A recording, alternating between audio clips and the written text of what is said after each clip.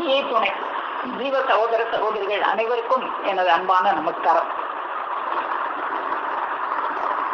நாம் அறுசுவையும் நவரசமும் என்கிற தலைப்பில் நேற்று இந்த அறுசுவையும் அதனுடைய உணர்ச்சி விருப்பமும் இந்த மனிதனுடைய தூல வித்தினிலே கலவி படைக்க பெற்றிருக்கிறது என்பது பற்றியும், இந்த அறுசுவையை மனிதன் ஆறாவது அறிவிற்கு பின்னர் தான், அந்த ஆறாவது அறிவிற்கு வந்த பின்னர் தான் இந்த அறுசுவையை சுவைத்து உண்ண ஆரம்பிக்கிறான் என்பது பற்றியும், இந்த சுவையானது ஜீவனில் ஒன்றி ஜீவனின் அடையாளமான அந்த சுவாசத்திலும் கலந்து அதை வைத்துத்தான் இந்த மனிதனுடைய குணாதிசயங்கள் நிர்ணயம் செய்யப்படுகின்றன என்பது பற்றியெல்லாம் நாம நேற்று பார்த்தோம். இன்று இந்த அறுசுவையானது எப்படி இந்த மனுவை தூல வாழ்வில் இருந்து ஒரு ஜீவ வாழ்விற்கு கூட்டி செல்ல உதவுகிறது, அதற்கு நாம் என்ன செய்ய வேண்டும் என்பது பற்றியெல்லாம் நம்முடைய தெய்வம் அவர்கள் நமக்கு கற்றுக் கொடுத்திருக்கும் உழவுகளை பற்றி நாம் பார்க்க இருக்கிறோம். இந்த அறுசுவை உணர்ச்சி என்பதே ஒரு தூல வித்தினில் தான் கலவி படைக்க பெற்றிருக்கிறது. அப்போ அதனை உண்டு வாழ்வது என்பது ஒரு தூல வாழ்க்கையாகத்தான் இருக்கிறது. ஆனா இந்த தூல வாழ்க்கையிலேயே நாம இருக்கக்கூடாதே, ஜீவ வாழ்க்கைக்கு செல்ல வேண்டுமே. இந்த தூல வாழ்க்கையை துச்சமாக எண்ணி ஜீவ வாழ்க்கையை திடம்பட செய்தல் என்று நம்மளுக்கு தெய்வம் அவங்க அருளி இருக்கிறாங்களே. இந்த தூல வாழ்க்கையிலேயே இருந்து விட்டு போவதற்காகவா இறைவன் இவனுக்காக இவ்வளவு அண்டாண்டங்களையும் படைத்திருப்பார்கள்? இல்ல. அப்போ இந்த தூல வாழ்க்கையை துச்சமாக எண்ணி நம்ம ஜீவ வாழ்க்கையை திடம்பட செய்வதற்கு நாம என்ன செய்யணும்? இந்த தூல வாழ்க்கையிலிருந்து எப்படி இந்த அறுசுவையை உண்டு அதன் மூலமாக நம்முடைய ஜீவ வாழ்க்கையை எப்படி திடம்பட செய்யலாம் என்பது பற்றியெல்லாம் நாம் பார்க்க வேண்டும்.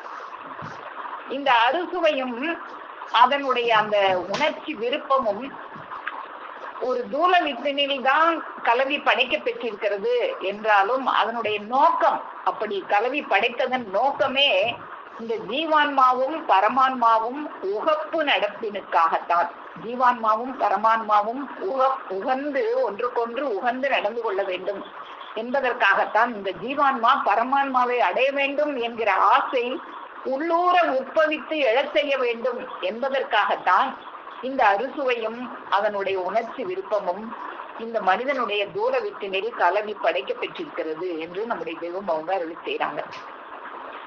அப்போ நாம் இந்த தூல வாழ்வில் இருந்து ஜீவ வாழ்வு நோக்கி செல்வதற்கு இந்த அறுசுவையை நாம் எப்படி கையாள வேண்டும் என்பதற்கான ஒரு உளவுகளை நம்முடைய தெய்வம் அவர்கள் கற்றுத்தருவதை நாம் இன்றைக்கு பார்ப்போம். திருமஞான குரல் திருவாக்கியம் எண் 5.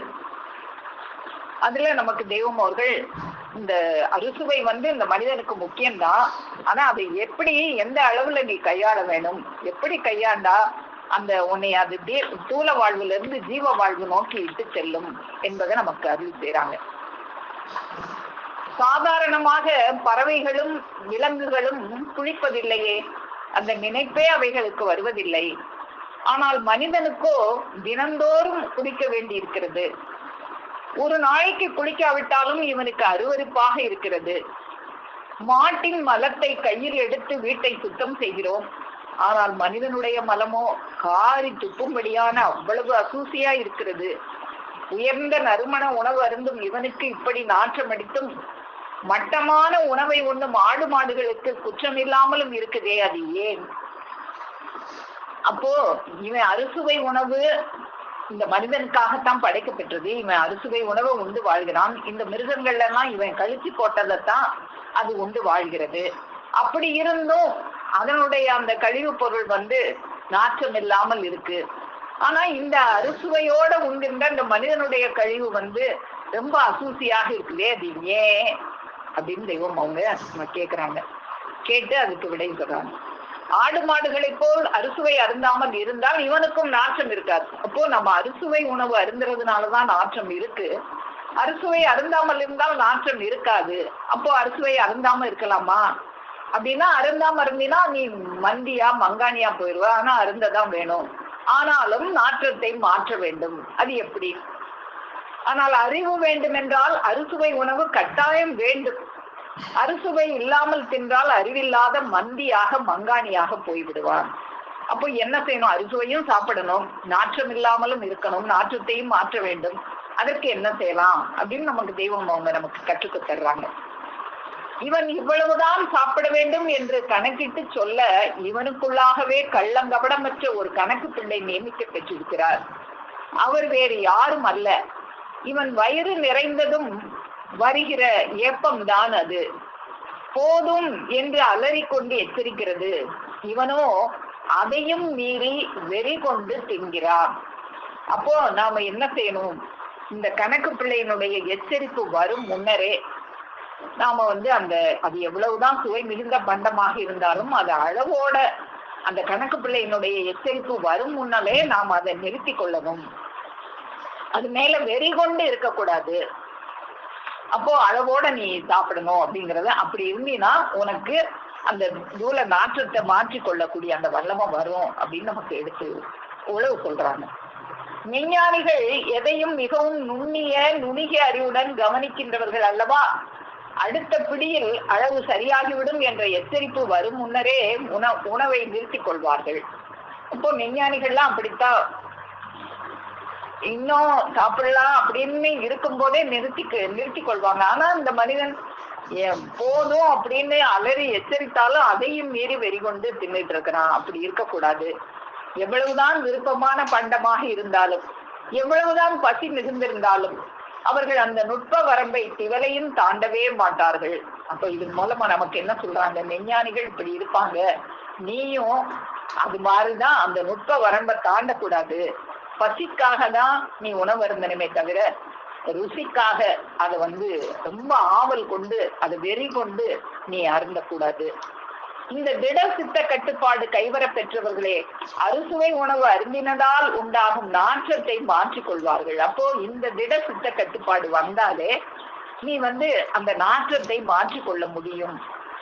இந்த தூல நாற்றத்தை மாற்ற வல்ல வானவிழ்தம் ஒன்றை அவர்கள் மிகுந்த தவப்பாடுற்று தன்கரையும் செய்து வைத்திருப்பார்கள். அப்போ இந்த தூல நாற்றத்தை மாற்றக்கூடிய ஒரு வான அவிழ்தம் இருக்கு. அத இந்த விஞ்ஞானிகள் எல்லாம் மிகுந்த தவப்பாடுற்று தன்கரையும் செய்து வச்சிருப்பாங்க. அப்போ அந்த வானவிழ்தம் என்னவாக இருக்கு? அதை எப்படி தன்கரையும் செய்து வைப்பது அப்படின்னா, அந்த அவிழ்தம் எந்த எல்லைக்குள் அடங்கி இருக்குமோ அந்த எல்லையை அறிந்தால் அல்லது காலமெல்லாம் தூல முழுதும் அத்தர், புனுகு, ஜவ்வாது முதலிய வாசனை பூசி வந்தாலும் இவன் நாற்றம் போகாது. நாம் இந்த தூல நாற்றம் இருக்கக்கூடாதுங்கிறதுக்காக தான் மேல சென்ட் போடுறது, புனுகு, ஜவ்வாது இந்த மாதிரி வாசனை திரவியங்களை எல்லாம் மேல பூசிக்கிறோம். இப்படி பூசிக்கிறது எப்படி இருக்கு அப்படின்னா, உள்ள இருக்கிற நாற்றத்தை அது போக்கல. அது உன்னுடைய மூக்கை ஏமாற்றுவதற்காக நீ செய்கிற ஒரு ஏமாற்று வேலையாகத்தான் இருக்கிறது. இந்த வாசனை திரவியங்களால் உன்னுடைய மூக்கை நீ ஏமாற்றலாம், ஆனால் தன் உடல் நாற்றம் விலகாது. உண்மையா அது விலகணும்னா என்ன செய்யணும்? கட்டுப்படும் ஸ்தானத்தில் சுவாசம் கட்டுப்படுமே ஆனால் அந்த நாற்றத்தை அறவே சுட்டரித்து இல்லாமலே ஆக்கிவிடலாம். இந்த சுவாசத்தை கட்டுப்படுத்தணும். சுவாசத்தை கட்டுப்படுத்தும் போது இந்த நாற்றத்தை அறவே இல்லாமல் அது சுட்டெடுத்து விடும். அப்ப இந்த சுவாசத்தை எப்படி கட்டுப்படுத்துவது? அதுக்குதான் நீ செவிச்சுவை உணவு பருகணும். செவிச்சுவை உணவு, இந்த வாய்ச்சுவை உணவை அளவோட அருந்தும் போது உனக்கு செவிச்சுவை உணவு பருகணுங்கிற ஆர்வம் வரும். அப்படி செவிச்சுவை உணவு பருக உன்னுடைய வாயில உன்னுடைய அந்த வாக்குகளும் நீதிச்சொல் மனம் வீசுகிற வாக்குகளாக ஒன்றிருந்து வரும். நம்ம அந்த சுவாசம் நாம பேசும்போது சுவாசமானது கட்டுப்பட்டுரும். நீங்க நல்லா டெஸ்ட் பண்ணி பார்க்கலாம். நம்ம பேசும்போது மூச்சு ஓடாது. நம்ம பேசும்போது இடையில நிப்பாட்டுறோம் பாருங்க, அப்பதான் மூச்சு வெளியே வரும்.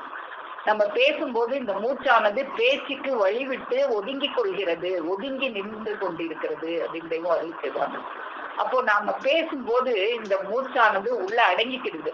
பேசட்டும், நாம இப்ப போக வேண்டாம், அவங்க பேசி முடிச்ச உடனே நாம வெளியேடுவோம் அப்படின்னு சொல்லி நம்ம பேசும்போது எங்கெங்க இடைவெளி விட்டு விட்டு பேசுறோமோ அந்த நேரம் தான் மூச்சு வெளியேறுமே தவிர மற்ற நேரம் அந்த பேச்சுக்கு வழி கொடுத்து தான் ஒதுங்கி நிற்கும். அப்போ இந்த மூச்சை கட்டுப்படுத்துறதுக்கு நாம என்ன செய்யணும்? இந்த முத்திக்கு எட்டுகின்ற வார்த்தைகள் எங்கெல்லாம் வெளியாகுதோ அங்கெல்லாம் போய் கேட்டு நாமளும் பேசணும். அப்படி பேசும்போதுதான் மூச்சு லயமாகும். இந்த மூச்சு லயமாகிற அந்த ஒரு வல்லபம் இந்த அறுசுவையினால ஏற்படுகிற நாற்றத்தை அறவே இல்லாமல் சுட்டரித்து விடுகிறது அப்படின்னு அது செய்யறாங்க. அதுதான் அப்படித்தான் நீ நாற்றத்தை விளக்கணுமே தவிர நீ மேலாப்புல இந்த சென்ட்டுகளை போட்டு நீ நாற்றத்தை கட்டுப்படுத்தி மூக்கை ஏமாற்றுவது அல்ல அந்த செயல். அது வெளித்தோற்ற தூல செயல். ஆனா அகமுக செயல் மூலமாக இந்த மூச்சை கட்டுப்படுத்துவதன் மூலமாக அப்போ நாம நிறைய பேசும்போது இந்த மூச்சு லயமாகி அந்த நாற்றமானது நமக்கு நாம தெய்வம் அவங்களை பத்தி நாம நிறைய பேசும் போதும் கேட்கும் போதும் நம்மளுடைய இந்த தூலத்திலையும் நம்ம நிறைய மாற்றத்தை நம்ம பார்க்கலாம். தூல நாற்றம் இருக்காது. இந்த மூச்சு லயமாகி அந்த மனோலய சூக்கும வல்லபமானது அந்த தூல நாற்றத்தை அறவே இல்லாமல் சுட்டரித்து விடுகிறது. அறுசுவையானது மயன ரூபமான ஆவியாக இருக்கிறது. இந்த சுவை ஆவியாக இருக்குது அப்படின்னு நம்ம நேற்றே பார்த்தோம். அது அரூபமாக இருக்கிறதுனாலதான் அரூபமாக இருக்கிற ஜீவன்ல போய் அது ஒட்டிடுது அப்படின்னு பார்த்தோம். அப்போ இந்த அறுசுவை மயன ரூபமான ஆவியாக இருக்கிறது. இந்த ஆவியை இந்த மூச்சு லயமாகும் மனோலய சூக்கும வல்லம் இருக்கு. நம்ம மூச்சை லயப்படுத்துறோம் பாருங்க. நம்ம பேசும்போது மூச்செல்லாம் கட்டுப்பாட்டுல இருக்கும் அப்படின்னு நம்ம பார்த்தோம். நம்ம டெஸ்ட் பண்ணி பார்க்கலாம். நம்ம பேசும்போது நம்ம சுவாசம் ஓடவே ஓடாது. பேசி நம்ம எங்கெங்க ஒரு பாட்டு பாடும்போது கூட அந்த ஒரு பாட்டை ஒரு 4 வரி பாடிட்டு இடையில மூச்சு விடுறதுக்காக நம்ம நிப்பாட்டுவோம். அந்த நிப்பாட்டுற நேரம் தான் மூச்சு வரும். நீங்க பாடும்போதோ பேசும்போதோ மூச்சு ஒதுங்கி நின்று உங்களுடைய பாட்டுக்கும் உங்களுடைய பேச்சுக்கும் அது இடம் கொடுத்து ஒதுங்கிதான் நிற்கும். இதுதான் மனோலய சூக்கும வல்லபம்.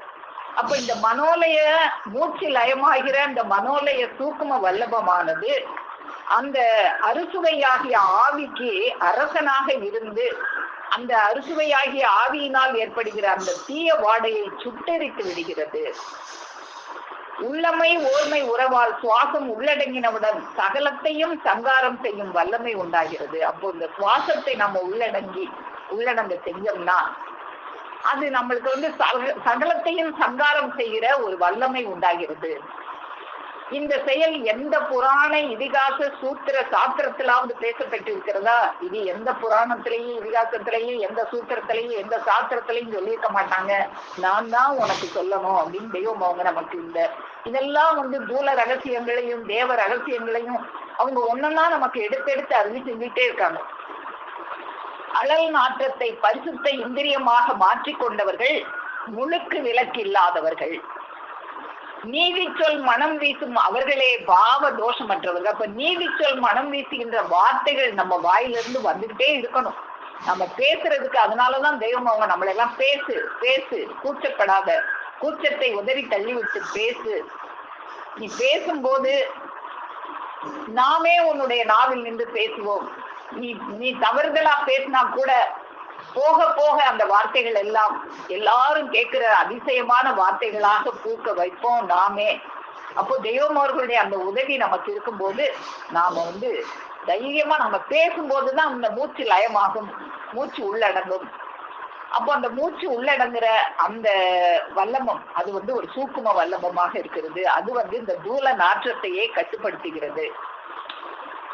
அப்போ அவர்களிடத்தில் விஸ்வநாதம் விளைவு ஏறி செயலுக்கு வந்துள்ளபடியினால் அந்த விஸ்வநாதமானது செயலுக்கு வரணும். நாதம் எல்லாருக்கும் இருக்கு. மிருகங்களுக்கெல்லாம் கொடுக்கப்படாத இந்த நாத வல்லபம் மனிதனுக்கு மட்டும்தான் கொடுக்க பெற்று இருக்கிறது. அதை நாம உபயோகிக்காம உள்ளடங்கியே வச்சிருந்தோம்னா அதனால பிரயோஜனம் இல்லையா? அது செயலுக்கு வரணுமே. உள்ளுக்குள்ளேயே அதை வச்சுட்டே இருக்கக்கூடாது. அதை செயலுக்கு நாம கொண்டு வரணும். அப்படி கொண்டு வரும்போதுதான் அவர்கள் நாவின் முனை சகல மதி வாக்காதிக்க சாட்டை கொண்டு விளாசுகிறது. நம்முடைய மதி எப்படி மதி பூப்பேறி நிற்குதுன்னு எப்படி தெரியும்? அத செயலுக்கு அந்த நாக்கு மூலமா நீ கொண்டு வரும்போதுதான் மதி உனக்கு பூப்பேறி நிற்கிறது அப்படிங்கிறது தெரிய வரும்.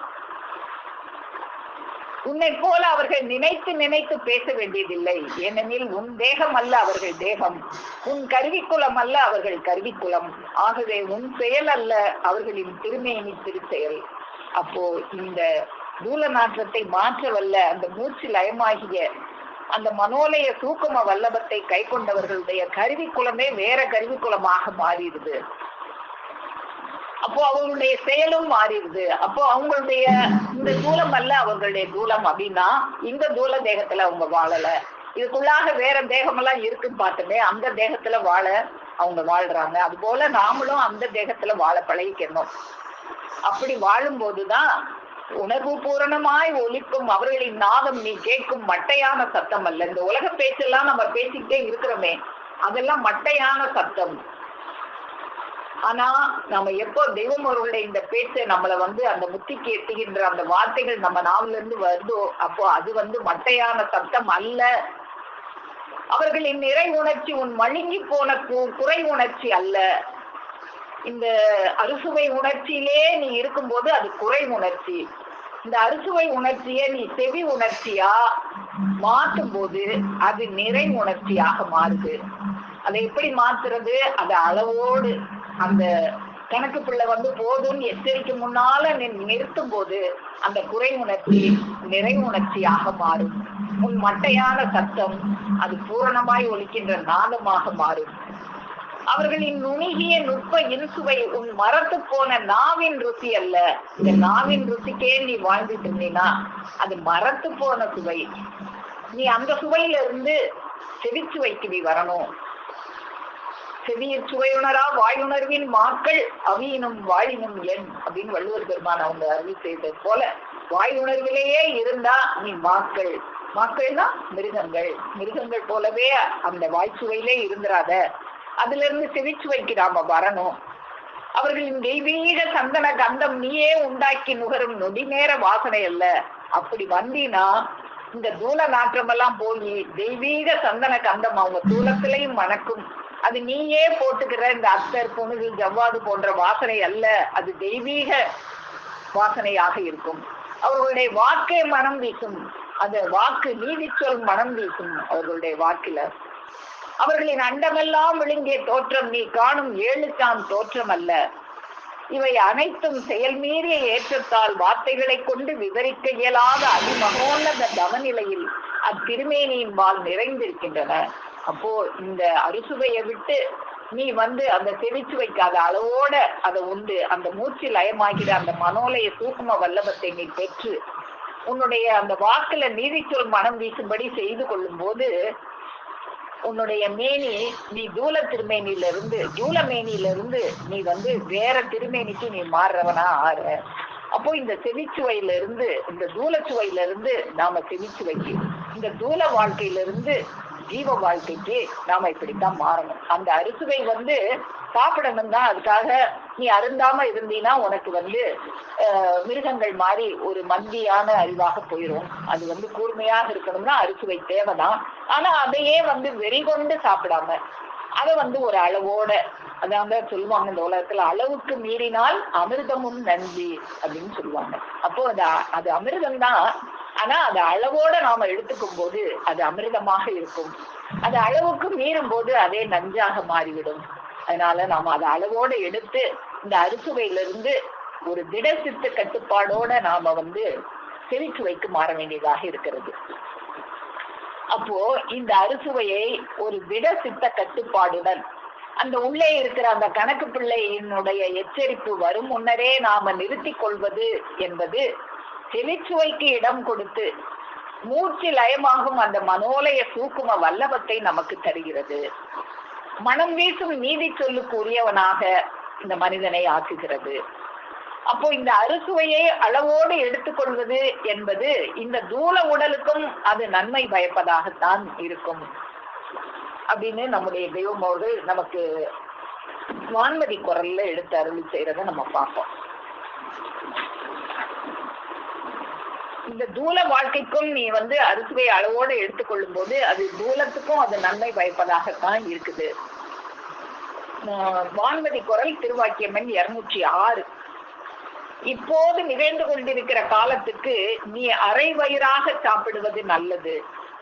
அப்பத்தான் உன் உள்ளே இருக்கும் கருவிகள் அதை வாங்கி விரைவில் அரைத்து எரித்து விடும். அப்போ இந்த உள்ளே இருக்கிற கருவிகளுக்கும் நீ அளவுக்கு மீறி திணிக்கும் போது அந்த கருவிகள் எல்லாம் அதை ஜீரணிப்பதற்கு அது ரொம்ப கஷ்டப்படும். அதை கஷ்டப்படுத்தும் போது நமக்கு அதை பல வியாதிகளை கொண்டு வந்து விடும். அப்போ அந்த கருவிகள் ஈஸியா வேலை செய்யறதுக்கு நாம உதவி செய்யும் போது, ஒரு மிக்சி இருக்குன்னா அதுலயே அளவுக்கு மீறி போட்டு அரைக்கும் போது அந்த மிக்சி அரைக்கிறதுக்கு திணறத நம்ம பார்ப்போம். அதே கொஞ்சமா போட்டு அரைக்கும் போது அது ஈஸியா அரைக்கும். அதுபோல அரை வயிறாக சாப்பிடும் போது அந்த கருவிகள் அதை விரைவில் வாங்கி அதை எரித்து விடும். முழு வயிறு சாப்பிட்டால் செரிமானமாகாமல் அழுகி துகடத்தை உண்டாக்கும். பூச்சிக்கொல்லி மருந்து, ரசாயன உரம் என்று என்னென்ன இளவையோ போட்டு இப்போது உணவு பண்டங்கள் அவ்வளவும் நஞ்சாகி விடுகின்றன. அப்படி விஷமாகவே ஆகிவிட்ட உணவு பண்டங்களை அரை வயிறாக சாப்பிட்டால் அவை உடனே ஜீரணமாகிவிடும். நம்முள்ளே இருக்கும் ஜீவாக்கினி உணவினது விஷத்தை எரித்து தகித்து சரி செய்துவிடும். இப்ப வர்ற உணவு பண்டங்கள்லையும் என்னென்னமோ கெமிக்கல்ஸ் எல்லாம் போட்டு எப்படி எப்படியோ செயற்கையாக உருவாக்குறாங்க. அப்படி உருவாக்குனாலும் நாம அரை வயிறாக சாப்பிடும் போது நமக்குள்ள இருக்கிற அந்த ஜீவாக்கினி அந்த விஷத்தை எல்லாம் எரிச்சிடும். சாப்பிட்டு கை கழுவி எழுந்தபின் 8 நிமிடங்கள் பொறுத்து ஏப்பம் வர வேண்டும். நீ சாப்பிட்ட உணவு 2.5 நாழிகை நேரத்துக்குள் ஜீரணம் ஆகிவிட வேண்டும். மணிக்கணக்கா ஆனாலும் இன்னும் சாப்பிட்டது அப்படியே இருக்கு வயிற்றுல அப்படின்னு சொன்னா அது அளவுக்கு மீறி உள்ள திணிச்சிருக்கோம்னு அர்த்தம். சாப்பிட்டு 2.5 நாழிகைக்குள்ள அது ஜீரணமாகி நம்ம உடம்பு அது அந்த அந்த சாப்பிட்ட உணவினுடைய கனத்தை நாம உணரக்கூடாது. இந்த அளவுதான் நீ சாப்பிட வேணும். அதற்கு மேல் அதிகமாக சாப்பிட்டால் அடுத்து நீ சாப்பிடும் போது வயிற்றில் செரிமானம் இல்லாமல் உணவு தங்கி இருக்கும். அது உடலின் ஆரோக்கியத்தை கெடுத்து நோய் உண்டாக்கும். இன்று முதல் நீங்கள் இந்த விரதத்தை கட்டாயம் கை கொள்ள வேணும். இப்ப தெய்வம் நமக்கு இந்த மாதிரி எத்தனையோ விரதங்களை நமக்கு கற்றுக் கொடுக்கறாங்க. எல்லாம் தான் இருக்கு உலகத்துல. அதுல நீ எப்படி எதை எப்படி கையாள வேண்டும், எப்படியான விரத முறைகளை, நீ உணவை குறைக்கணும், தூக்கத்தை குறைக்கணும், இன்னும் உனக்கு இருக்கிற இந்த உலக இச்சைகளை எல்லாம் நீ குறைக்கணும் அப்படிங்கிற அவங்க சொல்ற அந்த விரத முறைப்படியே நாம கடைபிடிச்சு வாழ்ந்தோம்னா நம்ம இந்த தூல வாழ்க்கையும் நமக்கு சந்தோஷமாக இருக்கும். நம்முடைய ஜீவ வாழ்க்கையும் நமக்கு மகிழ்ச்சி தரக்கூடியதாக தெய்வம் அமைச்சு தருவாங்க நமக்கு. அப்போ இலையில் யாராவது நாம் சொன்ன அளவுக்கு மேல் சாப்பாடு இலையில் யாராவது உணவு படைத்ததை வைத்தால் அது எவ்வளவு உயர்ந்த ருசியுடைய உணவாக இருந்தாலும் வேண்டாம் என்று எழுந்து விட வேண்டும். அப்போ இந்த திட சித்த கட்டுப்பாடு நம்ம எல்லாருக்கும் இருக்கணும். அப்போ இந்த தூல வாழ்வுல நாம எப்படி இந்த அறுசுவையை அளவோடு சாப்பிட்டு அந்த செவிச்சுவைக்கு நம்ம போகணும் அப்படிங்கறத தெய்வம் நமக்கு எடுத்து கொடுக்குறாங்க. அறுசுவை உணவு என்பது இந்த மனிதனுக்கு அவசியம்தான் என்றாலும் அது அளவுடன் இருக்க வேண்டும். அது தூலத்துக்கும் ஜீவனுக்கும் நன்மை பயக்கும் அப்படின்லாம் நம்ம இப்ப பார்த்தோம். அப்புறம் இந்த உடலின் ருசியா அது இந்த அறுசுவை என்பது இந்த உடலின் ருசியாக தான் இருக்கிறது.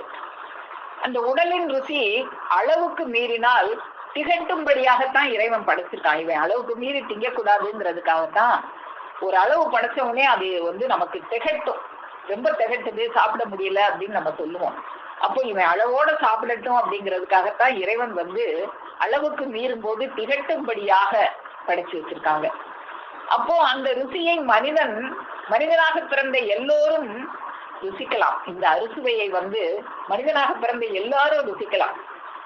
ஆனா அந்த செவிச்சுவை இருக்கே அதை யார் ருசிக்க முடியும் அப்படின்னா அதை அந்த 6வது அறிவு பெற்றவர்கள் தான் ருசிக்க முடியும். 6வது அறிவு பெற்றவர்கள் ருசிக்கின்ற அறிவாகத்தான் இந்த செவிச்சுவையானது இருக்கிறது.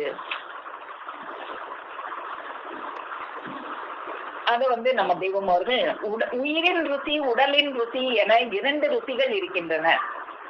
உடலின் ருசி கொஞ்சம் அதிகமாகிவிட்டால் திகட்டும், சீக்கு வந்தால் நாவில் கசக்கும். ஆனால் உயிரின் ருசியோ என்றும் மாறாது, வாடாது, திகட்டாது இனிக்கும். அப்போ இந்த உடலின் ருசி, இந்த அறுசுவையெல்லாம் நாம ஓரளவுக்கு மேல நாம அதை எடுத்துக்கும் போது அது திகட்டுற மாதிரி இருக்கு.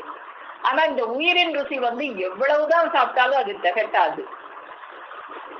அது ஆறாவது அறிவு பெற்றவர்கள் அடைந்து அனுபவிக்கிற அருளமுத ஜீவ ஊற்றின் ருசி. அப்போ இந்த உயிரின் ருசியை எல்லாரும் அனுபவிச்சிட முடியாது. இந்த உடலின் ருசிய மனிதனாக பிறந்த எல்லாரும் அனுபவிக்கலாம். ஆனா அந்த உயிரின் ருசியை ஆறாவது அறிவு பெற்றவர்கள் மட்டும்தான் அதை அடைந்து அனுபவிக்கக்கூடிய அது அருளமுத ஜீவ ஊற்றின் ருசியாக இருக்கிறது. அப்போ நாம இவ்வளவு நேரம் இந்த உடலின் ருசியை பார்த்தோம். இந்த உடலின் ருசி ஆறாகத்தான் இருக்கு. இப்ப நாம அந்த உடலின் ருசியில இருந்து அதை கட்டுப்பாடா வச்சுக்கிட்டு உயிரின் ருசி ஆகிய அந்த நவரசத்தை நோக்கி நாமெல்லாம் இப்ப செல்லவிருக்கிறோம். இந்த உயிரின் ருசி, உடலின் ருசியானது 6 சுவையாகத்தான் இருக்குது. அது என்னென்ன என்பது பற்றி எல்லாம் நம்ம பார்த்தோம்.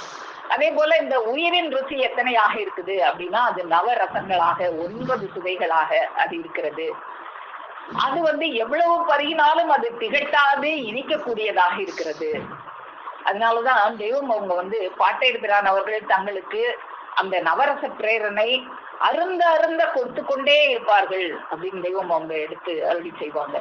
அப்போ அது எவ்வளவு கொடுத்தாலும் அது திகட்டாததாக இருக்கிறதுனாலதான் அதை அந்த ஆத்மசந்தி சந்த பிரசாத நவரச பிரேரணை அருந்த அருந்த கொடுத்து கொண்டே இருப்பார்கள் அப்படின்னு தெய்வம் அவங்க மான்மியத்தில் அகில வளமரும் பருவத்துல வரும்போது தங்கள் வேதாவாகிய திலகபிரான் அவர்கள் வேதப்பதியின் தெய்வ ஆதீன பாரம்பரை கட்டு திறவுகோல் என்னும் தேவ விடிவு ரகசிய தீட்சைகளாகிய ஜீவ ஆதி அறிவானது எழும்பி மீறி ஏறி பூரிக்குகின்ற ஆத்மசந்தி சந்த பிரசாத நவரச பிரேரணை. அப்போ இந்த நவரசத்துக்கு எவ்வளவு ஒரு அடைமொழி கொடுத்து தெய்வம் அவங்க சொல்றாங்க. இந்த நவரசமானது என்ன செய்யுது அப்படின்னா அது அந்த வேத பதியை திறக்கிற திறவுகோலாக இருக்கு.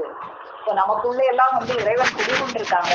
குடிகொண்டு அதை கெட்டித்தாள் வட்ட போட்டு அந்த தாவியை தீர்க்கதரிசியர்கள் கையில கொடுத்துட்டோம் அப்படின்னு சொல்றாங்க. அப்போ அந்த தீர்க்கதரிசியர்கள் அந்த தாவியை எடுத்து அந்த நமக்குள்ளாக இருக்கிற அந்த இறைவனை திறந்து காட்டுற அந்த ஒரு தேவபதி, அந்த வேதப்பதியை திறக்கின்ற ரகசிய தீட்சைகளாக இருக்கிறது அந்த நவரச பிரேரணை.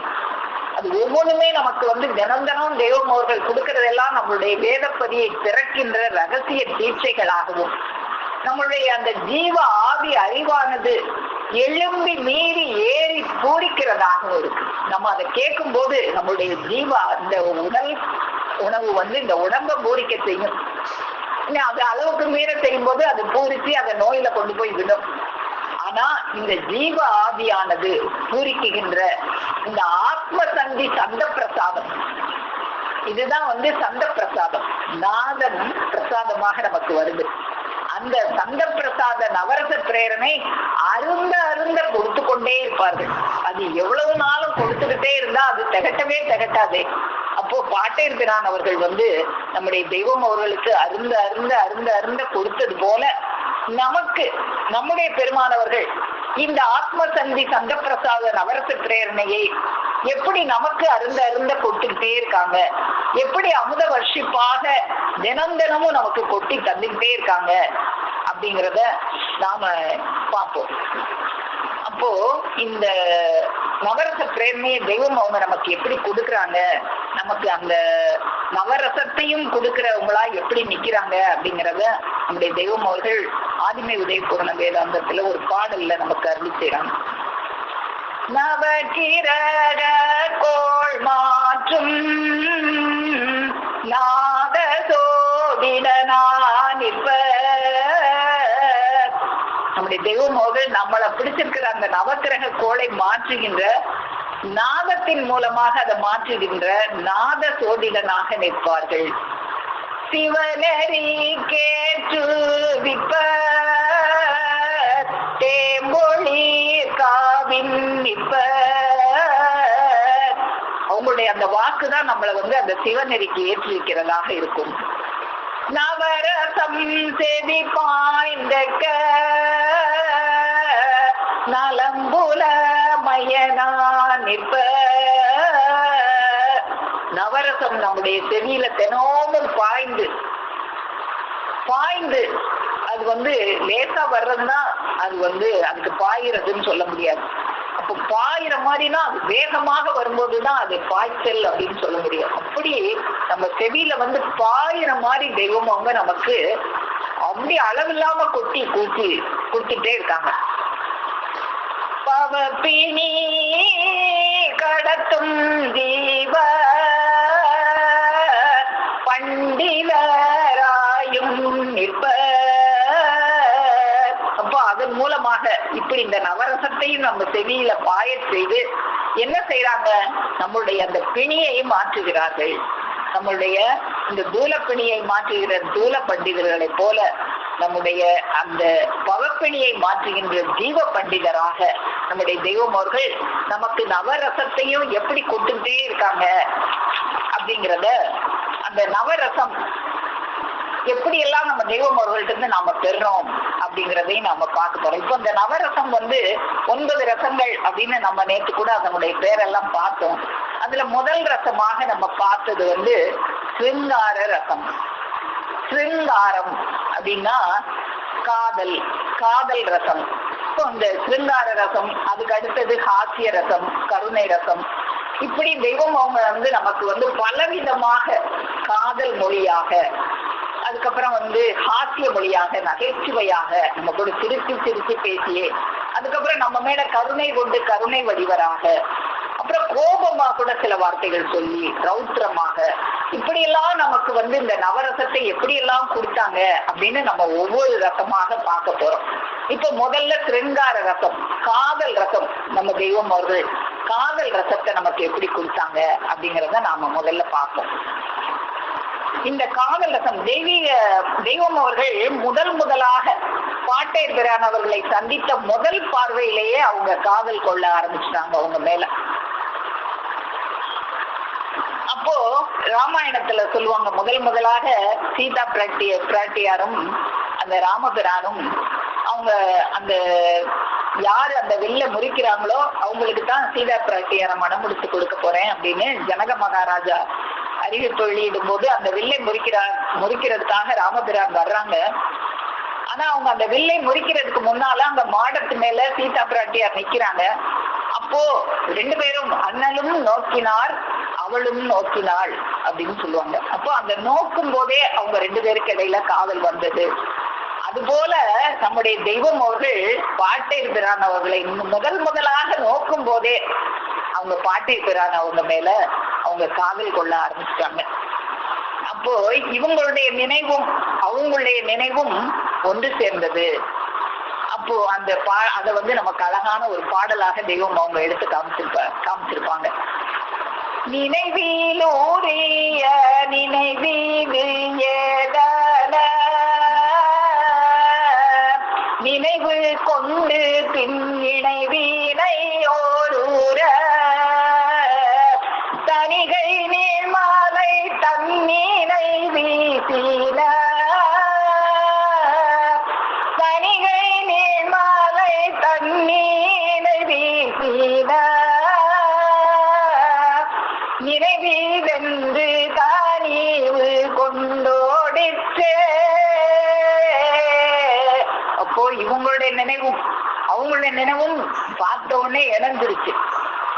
என்னைய கூப்பிட மாட்டியா அப்படின்னு அவங்க நினைக்க, இவங்களும் நம்மளை நம்ம கூப்பிடணும்னு நினைச்சு அவங்க போறாங்க போலன்னு இவங்க நினைக்க, அப்படி இருவருடைய நினைவும் அது இணைந்தது. அதுக்கப்புறம் அந்த இடத்துலயே அவங்களுக்கு அந்த முதல் பார்வையிலேயே காதல் வந்துருச்சு நம்முடைய பாட்டையர் பிரான் அவர்கள் மேல. அதனால மற்ற எதுவுமே அவங்களுக்கு தெரியல. கண்ணுக்கு தெய்வம் அவங்க சொல்லுவாங்க, உன் பாட்டையர் பிரானை எப்ப சந்திச்சனோ அப்பயே எனக்கு மனைவி மக்கள் கண்ணுக்கு தெரியல, நான் சம்பாதிச்ச பொருட்கள் கண்ணுக்கு தெரியல, என்னுடைய தாய் தகப்பன் கண்ணுக்கு தெரியல, வேற எதுவுமே எனக்கு கண்ணுக்கு தெரியல, அவங்க ஒருத்தவங்க மட்டும்தான் எனக்கு தெரிஞ்சாங்க. அப்போ அவங்க மேல அவங்க எவ்வளவு தீரா காதல் கொண்டாங்க அப்படிங்கறத நம்மளால தெரிஞ்சுக்க முடியுது. அதுக்கப்புறம் நம்முடைய தெய்வம் அவர்கள் இன்னும் அவங்களுடைய அந்த காதலை எப்படி எல்லாம் வெளிப்படுத்துறாங்க அப்படின்னா, நான் அறியா பருவத்தில் இருக்கும் போது அந்த இருளாய வழியில் நான் என்பாட்டில் ஓடி நான் போய்கொண்டிருந்தேன்.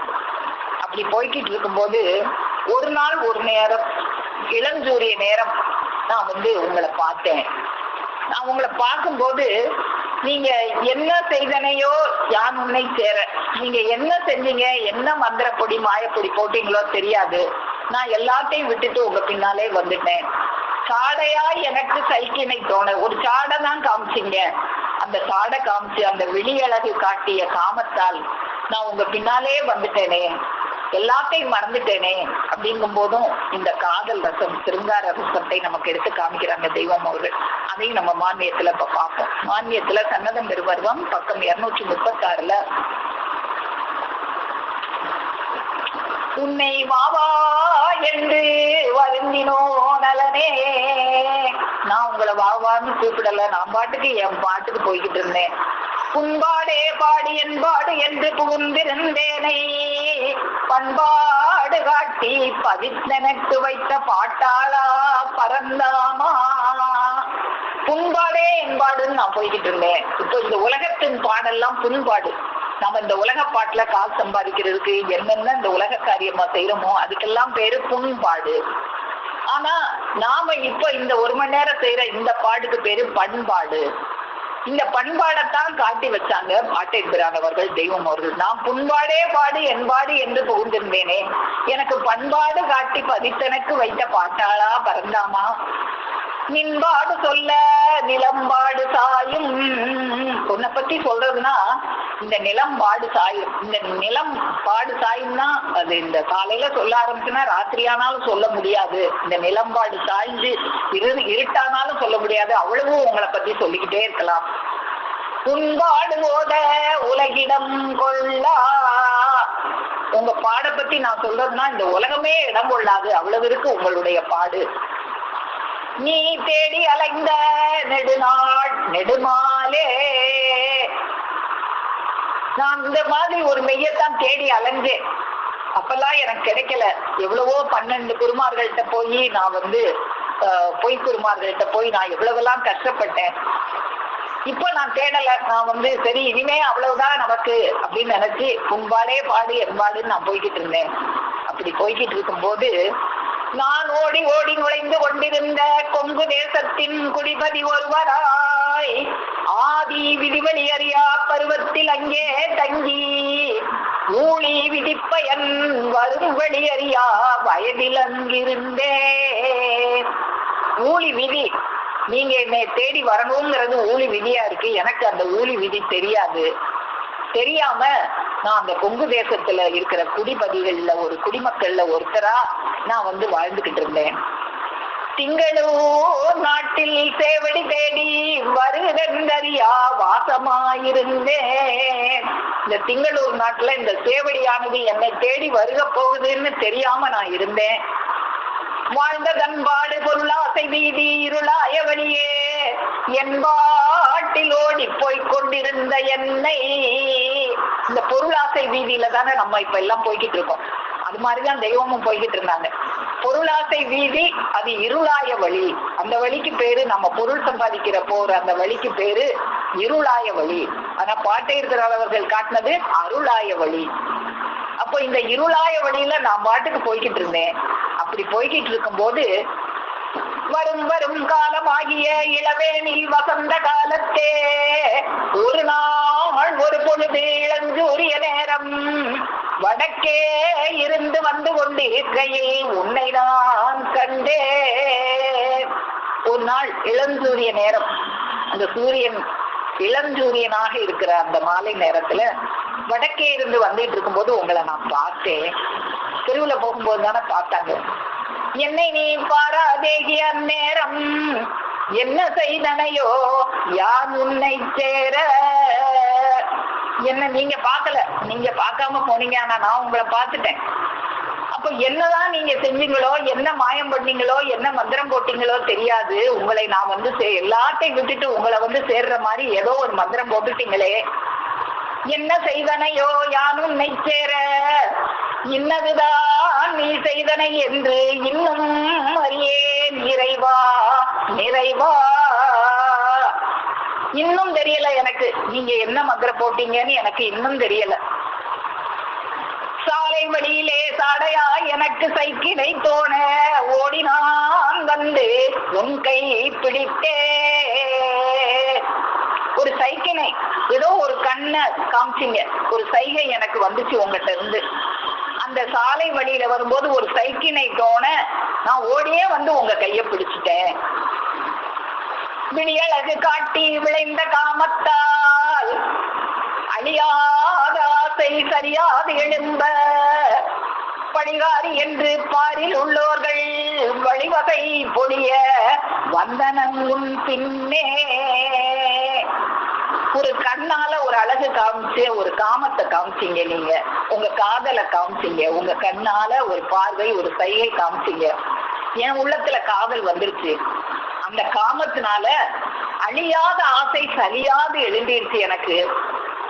பணிகாரி என்று ஊரில் பாரில் உள்ளவர்கள் எல்லாம் வடிவசை பொழிஞ்சாங்க. இப்படி ஒரு குடும்பத்தை விட்டுட்டு ஒருத்தர் போவாரா? ஒரு அழகான மனைவி, ஒரு அழகான குழந்தை, அழகான குடும்பம், அழகான தொழில் செஞ்சுக்கிட்டு இருந்த ஒருத்தரை எங்கேயோ இருந்து வந்த ஒரு பெரியவர் ஏதோ மை போட்டு மயக்கி தன் பின்னால ஒரு ஆட்டுக்குட்டியை கூட்டிட்டு போற மாதிரி கூட்டிட்டு போறாரே அப்படின்னு இந்த பாரில் உள்ள மக்கள் எல்லாம் வடிவசை பொழிஞ்சாங்களே. அப்படி வடிவசை பொழிய நான் வந்தேனே உங்க பின்னால. வடிவசை பொழிய வந்தனன் உன் பின்னே. உன்னிடம் வாழ்வே உறுதுணை என்று என் இளம் பருவத்து எல்லாம் மறந்து உன் பின்னே தொடர்ந்தே. நீங்க தான் வாழ்க்கை, எனக்கு வேற வாழ்க்கையே வேண்டாம் அப்படின்னு என்னுடைய இளமை பருவத்து எல்லாத்தையும் நான் மறந்து உங்க பின்னாலேயே தொடர்ந்தேன். என்னவோ இந்நாள் என் பேர் எடுத்து என் வடிவு மாற்றி உன் பேரு வைத்து உன் வடிவம் தந்த உத்தம சுத்த உறுதி நாயகமே. அப்படி வந்ததுனால இன்னைக்கு என் பேரை எடுத்து என்னுடைய வடிவத்தை மாற்றி உங்க பேரையும் உங்க வடிவத்தையும் எனக்குள்ள பதிச்சுட்டீங்க அப்படின்னு சொல்லி இந்த இடத்துல தெய்வம் அவங்க வந்து பாட்டே இருக்கிறாங்க. அவங்க மேல அவங்க வச்ச காதல நமக்கு வந்து இவ்வளவு அழகா அந்த காதல் ரசம், சிருங்கார ரசம் அப்படின்னு சொல்லுவாங்க இலக்கியத்துல. அந்த சிருங்கார ரசம், அந்த காதல் ரசம், அவங்க கண்ணழகு காட்டின அந்த காமத்தினால அவங்க எல்லாத்தையுமே மறந்து அவங்க பின்னால தொடர்ந்ததை நமக்கு இந்த இடத்துல சிருங்கார ரசம், நவரசத்துல முதல் ரசமாகிய சிருங்கார ரசத்தை நமக்கு காட்டுறாங்க. இன்னும் பாட்டேபிரான் அவர்களை வந்து காதலன் அப்படின்னே ஒரு பாடல்ல நமக்கு தெய்வம் அவங்க குறிப்பிடுவாங்க. ஆதிம உதயபூரணம் வேதாந்தம் குருஸ்தோத்திரம் பாடல்ல வந்து பாதலம் தைத்திடுமை பாலறிவித்து ஆண்டோ சீதளம் தைக்கமே நீ சினந்ததை வெறுத்திட்டாலும் காதலன் என்னை கூட்டி கலந்து உட்கார்ந்தெழுந்த பூதல திடங்கள் தோறும் பூரண சரணம் செய்வேன். அப்போ அவங்க அகிலவலம் வரும்போது அவங்க ரெண்டு பேரும் எங்கெங்கெல்லாம் எந்தெந்த இடத்துல எல்லாம் உட்கார்ந்து இருந்தாங்களோ, காதலன் என்னை கூட்டி கலந்து உட்கார்ந்து எழுந்த அந்த காதலனும் நானும் சேர்ந்து எந்தெந்த இடத்துல எல்லாம் உட்கார்ந்து இருந்தோமோ அந்த இடங்களை கூட நான் போய் பூரண சரணம் செய்வேன். அப்படி செய்யக்கூடாதுன்னு சீதளம் தைக்க மேனி சினந்ததை வெறுத்திட்டாலும், என்னுடைய ஆசான் வந்து இப்படி எல்லாம் செய்யக்கூடாதுன்னு வெறுத்தா கூட நானும் அவங்களும் கலந்து உட்கார்ந்து இருந்த இடத்த கூட நான் வந்து பூரண சரணம் செய்வேன் அப்படின்னு தெய்வம் அவர்கள் வந்து பாட்டேபிரான் அவங்க மேல அவங்க வச்ச காதலை நமக்கெல்லாம் இந்த சிருங்கார ரசமாக நமக்கெல்லாம் கொடுத்துருக்காங்க. அப்ப இது மாதிரி இந்த சிருங்கார ரசத்திலேயே இன்னும் நிறைய இடத்துல நிறைய இருக்கு. அதையே நம்ம பேசிக்கிட்டே இருந்தோம்னா மற்ற ரசங்களுக்கு போக முடியாது. அதனால இந்த சிருங்கார ரசத்துல சில துளிகளை நாம இன்னைக்கு சுவைத்தோம். அப்போ இதை தொடர்ந்து இன்னும் அடுத்து ஹாஸ்ய ரசம், கருணாரசம், எல்லா ரசங்களையும் நாம இன்னைக்கு தொடர்ந்து பார்க்கவிருக்கிறோம். இப்படி தெய்வம் அவர்கள் வந்து பாட்டேபிரான் அவர்களை அவங்க தலைவனா இருக்கும்போது எப்படி பாட்டேபிரான் அவங்களுக்கு காதலனாக இருந்து அவங்களுக்கு வந்து இப்படி அவங்களை அரவணைச்சு அந்த வாழ்க்கையை அவங்களுக்கு கொடுத்தாங்களோ, உன்னிடம் வாழ்வே உறுதுணை என்று, அதே போல இன்னைக்கு நம்மளுக்கு தெய்வம் அவர்கள் குருபெருமானாக இருந்து நம்ம எல்லாருக்கும் காதலனாக நம்ம எல்லாரையும் பார்த்து என்ன சொல்றாங்க தெய்வமர்கள்? நீ ஜீவாத்மா, நான் பரமாத்மா, நீ பெண், நாம் ஆண். அப்போ நம்ம எல்லாரும் அவங்க முன்னால அவங்களை காதலிக்கிற கோபியர்களாக, அவங்க மட்டுமே இந்த கோபியர்கள் எல்லாம் விரும்புகின்ற கண்ண பரமாத்மாவாக நமக்கெல்லாம் அவங்க அந்த கண்ண பரமாத்மா கோபியர்கள் எல்லாம் மயங்குகின்ற புல்லாங்குழலை ஊதி ஊதி மயக்குனாங்க அல்லவா? அது போல நம்முடைய தெய்வம் அவர்கள் அவங்களுடைய நாதத்தை ஊதி ஊதி நம்ம எல்லாம் மயக்குகின்ற ஒரு கண்ண பரமாத்மாவாக நமக்கெல்லாம் அந்த சிருங்கார ரசத்தை, காதல் ரசத்தை தினம் தினம் வழங்கி கொண்டிருக்கிற பெருமானாக அவர்கள் அந்த சிருங்கார ரசத்தை நமக்கு தினமும் வழங்கி கொண்டிருக்கிறத, அப்போ இந்த நவரசத்துல முதல் ரசமாக்கிய அந்த சிருங்கார ரசத்தை நாம இன்னைக்கு பார்த்தோம். தொடர்ந்து வரவிருக்கின்ற சபைகளில் அடுத்தடுத்த ரசங்கள், ஒவ்வொரு ரசங்களையும் நம்முடைய தெய்வமோர்கள் நமக்கு எப்படியெல்லாம் ஊட்டினாங்க என்பதை நாம் தொடர்ந்து பார்க்கவிருக்கிறோம் என்று கூறி, அந்த சிருங்கார ரசத்தை நமக்கெல்லாம் இன்று வழங்கிய நம் பெருமானவர்களது பொன்னடியை போற்றி பணிந்து நமஸ்கரித்து என் முத்தி பேருரை மேலும் மேலும் முழங்கும் என்று கூறி உங்கள் அனைவரிடமிருந்து விடைபெறுகிறேன். அனைவருக்கும் நமஸ்காரம்.